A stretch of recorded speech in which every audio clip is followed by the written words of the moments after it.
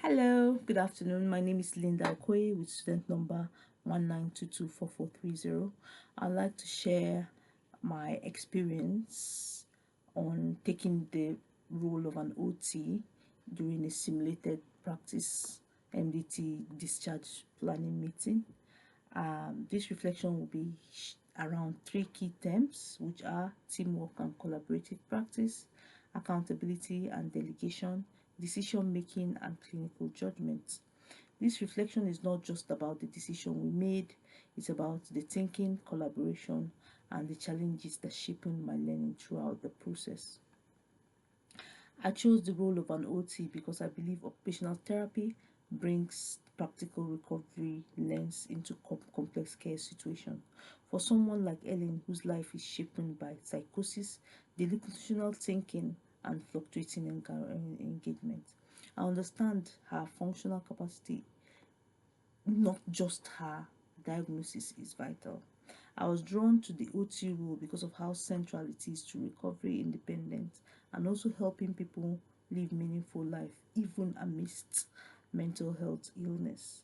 As an OT, my focus was not just on the symptom but on how Ellen can function day to day and how her environment can support or hinder that. With Ellen's situation, I felt the OT's perspective was also essential. Her delusions, impulsivity, fluctuating insights raised a big question about her safety. But also, I had to consider how we would support her to live with dignity and purpose. Rick and Lauder, 2011. But Butchamp and Childress, 2019, argue that autonomy is the cornerstone of bioaesthetics, granting patients the right to make informed decisions even though those that carry risk. This view is widely cited and respected. That tension became a very big part of my contribution as I wanted Ellen to maintain her autonomy. But it quickly became clear that Ellen's needs went far beyond practical tasks. As Menin and Gonen, 2017, explained, complex patients are not just medically complicated. Their care is influenced by the social system, relationship histories, and often trauma. Ellen's strong religious delusions and her belief that she lived in a film world couldn't be explained anyway with a diagnosis. They affected every part of her ability to live safely and meaningfully. One challenge in the MDT meeting was the disagreement between the ward staff and the community team. The ward felt she isn't ready to go home safely, and the community team felt her risk was manageable at home. At this point, it seemed like there was chaos between the inpatient and the community team. As a therapist in the team, I knew every professional view needs to be heard. So I redirected everyone to take turns while speaking to enable effective communication. Wojcinski et al. 2018 highlighted that developing a strong team communication and interaction is essential in clinical learning. And this experience reminded me of how important active listening skills is in managing group dynamics and facilitating compromise. My role in the team. As part of the MDT, I saw myself in Belbin 2010's lens of as a monitor evaluator role. That that is someone who looks carefully at the evidence and contributes balance, thoughtfulness, and thoughtful analysis. I try to bring the energy into the discussion, particularly when assessing whether home discharge was realistic. This enabled me to critically analyze information and help the team make a balanced decision. I focused on how Ellen's environment, routine, ability to manage her daily tasks at home would affect her readiness to return home. If she could actually manage herself at home, if she could actually support herself in her normal day-to-day activity autonomously, independently. So at the same time, I noticed that other members of the team, particularly the care coordinator, naturally adopted more active implementer role, efficiently managing practical discharge tasks such as organizing community support, ensuring the care package was in place. Initially, I saw this a contrast, but I later realized it's different in working style.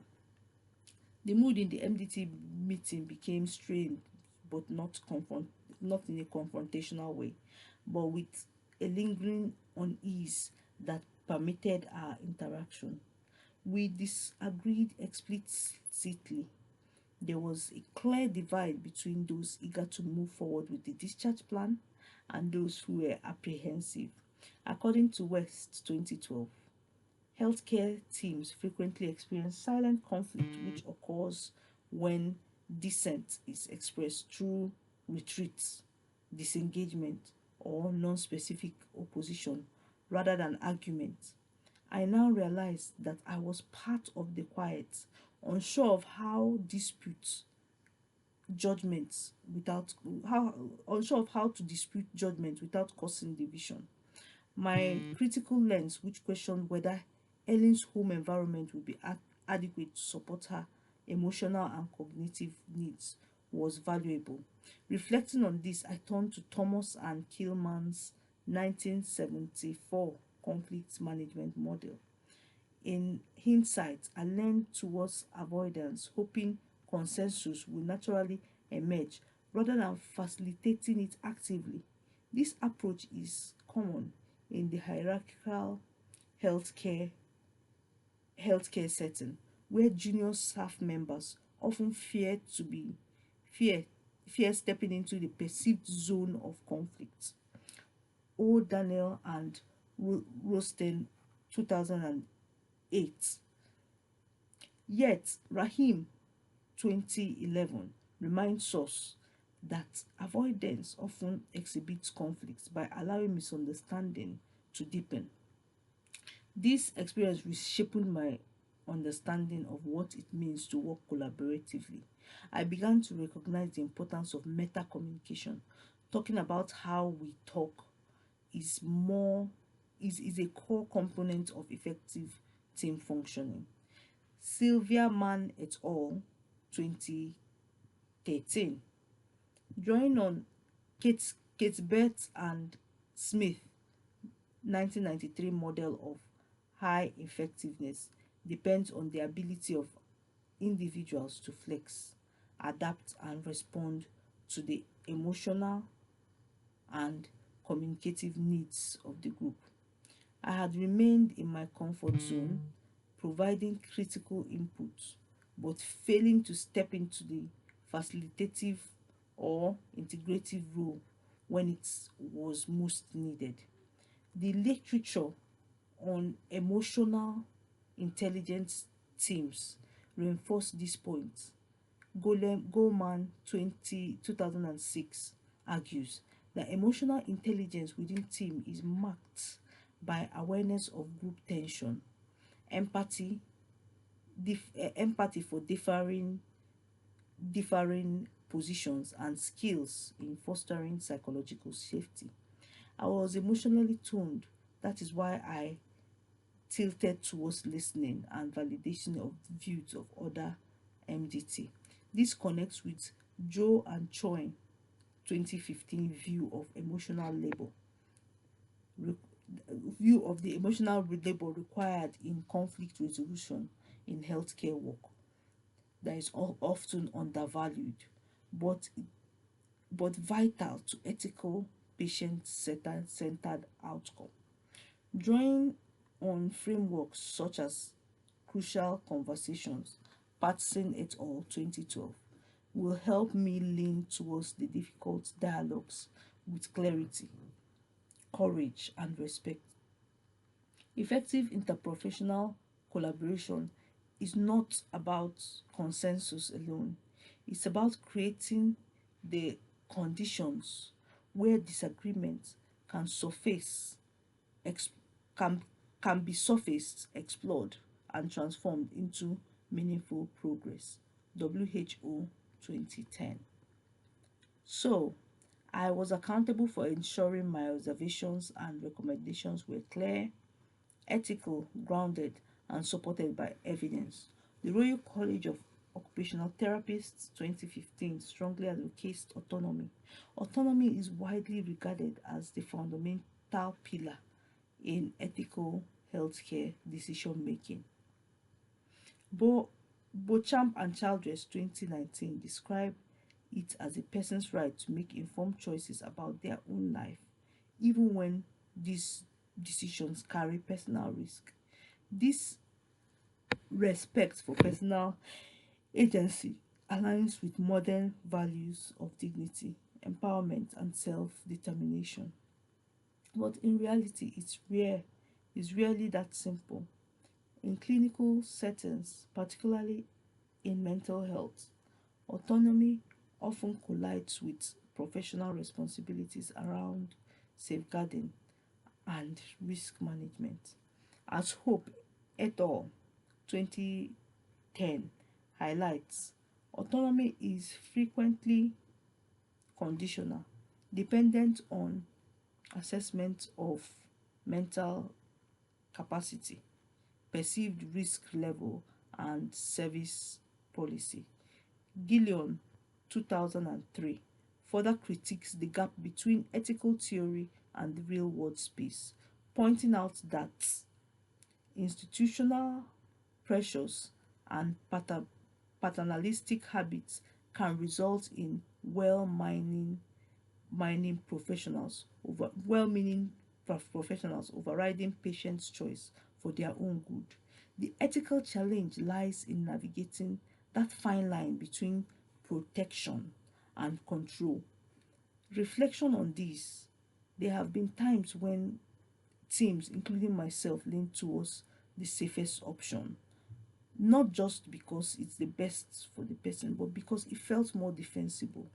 Restrictive choices sometimes can feel like a shield against scrutiny, but deep down, I've questioned, are we really protecting these patients, or are we really protecting ourselves? That moment of self inquiry was uncomfortable but necessary. Mental health care is full of gray areas where capacity fluctuates, where risk isn't always clear, isn't always a clear cut, where autonomy feels both essential and fragile. I've learned that true accountability isn't just about overriding yourself, it's about standing by your decision with clarity, compassion, and integrity. Ellen's situation challenged me to consider both her rights and her safety. Under the Human Rights Act of 1998, particularly Article 8, individuals have the right to respect for private and family life. Say no to a home Saying no to a home discharge has serious implications for someone's autonomy, but I could not ignore the principle of non-maleficence. We know her past behavior, such as absconding without medication. This has placed her in real danger. As I reflected on Ellen's predicament, I found myself returning to standing to 2007 clinical judgment clinical judging model, not as a checklist but as a guide for holistic thinking. This paradigm enabled me to combine both my theoretical knowledge and previous experience and current observation. I also I was also looking for a suitable clue: how she behaved in the group session, how she lightened up, how she she took her own autonomy, how is her engagement with others, is she willing to understand instruction and follow out rules on the word. Those are the questions I kept asking myself. Is she always anxious when she meets people? It was this moment of quiet observations that a deeper ethical tension begins to play. How to balance Ellen's legal and moral right to make her own decisions with my responsibility to keep her safe. The Human Rights Act was clear.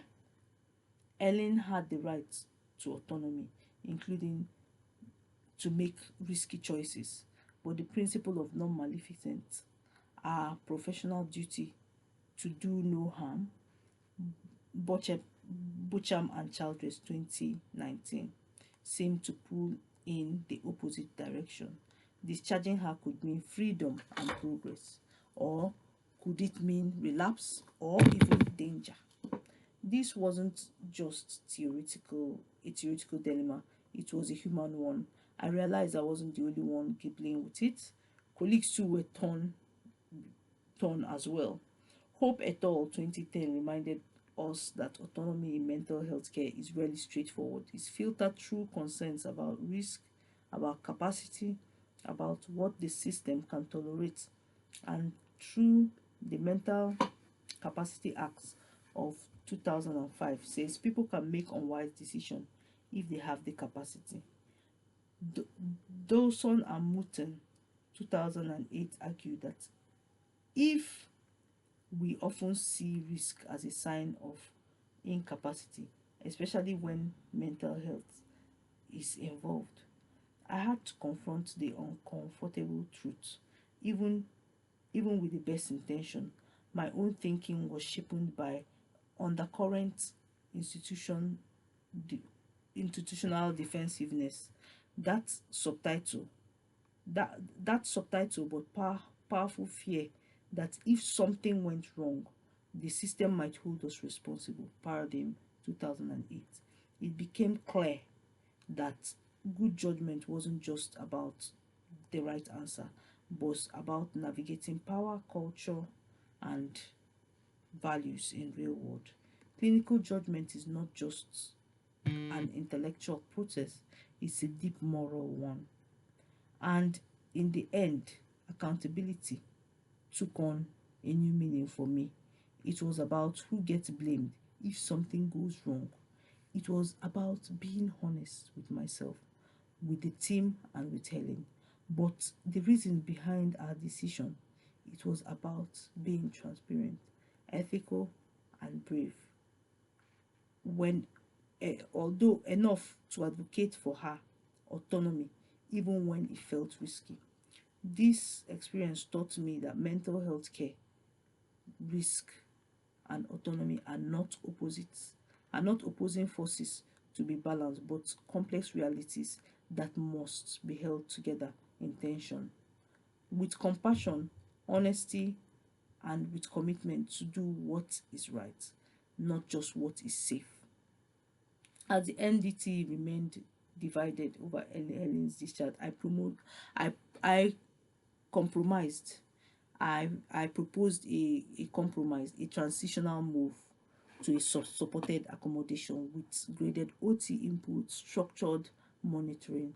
This aimed to balance her family preference for home discharge and the staff concerns around risk management and the community preference for her to go home. My suggestion was well received.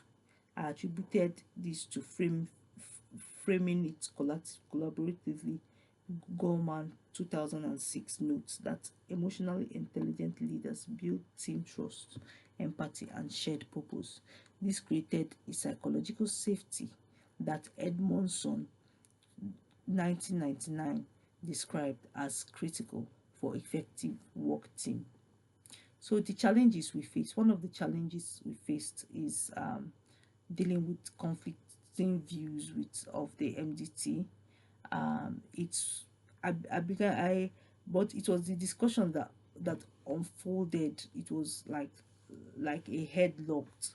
I saw my role not just to contribute my viewpoint but also to listen deeply and ask questions to help bridge the gap between the positions of every member of the MDT. Looking back now, this experience reflects what Nacron et al. 2013 describes as common pressure points. The conflict between professional reasoning and personal investment, especially when family members are emotionally involved, Mitchell et al., 2012, further emphasize how such disagreements are rarely about facts alone, but shaped by underlying values and differences. So this experience showed me where I still need to go. In particular, I want to build confidence around navigating conflicts and challenging conversations. I want to apply ethical and legal framework more fluidly during fast-paced decision, using wider range of occupational therapy assessment tools in the community discharge planning. I'll be focusing on these areas during my future practice, and my final reflecting in this experience has helped me see how OT's unique practical insights in MGT is not just in assessing readiness to discharge, but in creating and shaping what is safe, dignifiable, and if dignifiable discharge uh, can look like. Ultimately, Ellen's case has taught me that collaboration is not merely the sum of individual contribution. It is relational process, and the one that determines not just competence but curiosity, empathy, and willingness to step into comfort for the sake of shared understanding. The theory I used, Belbin's team theory, standing judgment model, and the human rights acts, were just to box tick. They help me to structure my thinking, balance my perspective, and stay grounded in the person that the center of the plan. Most importantly, I learned that effective decision making isn't about winning arguments, it's about co-producing solutions that respect risk recovery and human dignity. Something I'm committed to do as I grow into my profession. Reflecting on this experience, I've come to see how skills we talk about in the theory, collaboration, accountability, clinical judgment, are far demanding in practice, but they also deeply rewarding. I've learned teamwork isn't passive. It means stepping into, manage conflicts, and bridge views. Accountability includes speaking honestly even when your views challenges others. Clinical judgment must be compassionate, evidence-based, and ethically aware. Looking ahead, I would like to develop all these areas as well.